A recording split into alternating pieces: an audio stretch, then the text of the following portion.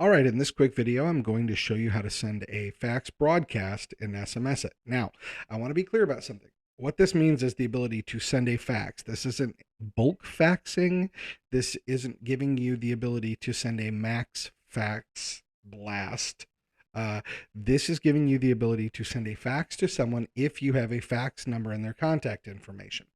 Now, what you'll do is go on the left-hand rail, you'll click on fax broadcast. That will bring up your list. Now, you'll need to look for anyone who has this orange fax logo. That's how you know you'll be able to send a fax. Once you click on that, it will pop up the window, and then you can choose the file to fax them. It must be a PDF file. You cannot send a fax any other way, so you got to make sure that you use a PDF file.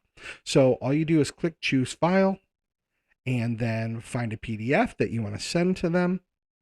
And once you've got the PDF to send over to them, you literally just click on it and click open, and it'll show the file, and then you hit send. And that's how easy it is to send a fax in SMS-iT.